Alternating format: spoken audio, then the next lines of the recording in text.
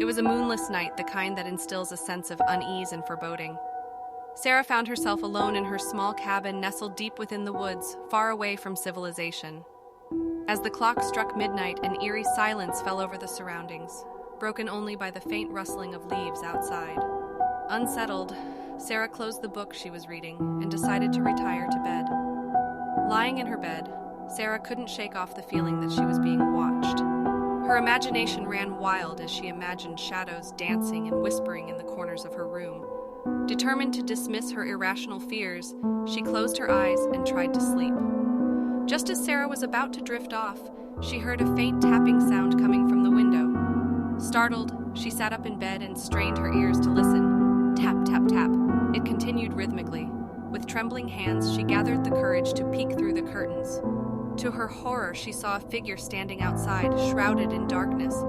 The figure's face was obscured, but she could feel its piercing gaze fixed upon her.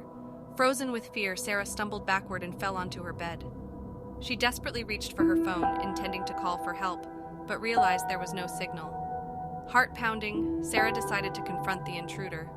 She grabbed a flashlight from her bedside table and cautiously made her way toward the front door. Every creak of the floorboards echoed through the silent cabin, intensifying her anxiety. She mustered her strength and opened the front door, shining the flashlight into the empty night. There was no one in sight. Confused and frightened, Sarah stepped outside, her flashlight casting long, eerie shadows that danced around her. She called out, but her voice seemed to dissipate into the darkness, swallowed by an unseen presence. The surrounding woods remained ominously silent. As Sarah turned to go back inside, she heard a low whisper in her ear. The voice was chilling, a haunting murmur that sent shivers down her spine. She spun around, her eyes wide with terror, but found herself alone. The whispering persisted, growing louder and more menacing with each passing moment. Feeling a presence closing in on her, Sarah ran back inside and locked the door behind her. The cabin seemed to come alive, emitting strange creaks and moans. Shadows danced on the walls, taking sinister shapes that seemed to mock her fear. Sarah's heart raced as she searched for any rational explanation, but found none. Suddenly the power went out, plunging the cabin into complete darkness. Sarah's breath caught in her throat as she realized she was trapped. Panic consumed her and she fumbled in the dark, desperately trying to find a source of light. Her hands brushed against something cold and slimy, a sensation that sent a wave of revulsion through her. In that moment of darkness, Sarah heard a bone-chilling laughter echoing through the cabin. It was a sound that resonated with pure malevolence. She felt icy fingers brush against her skin, and a voice whispered, "You can't escape."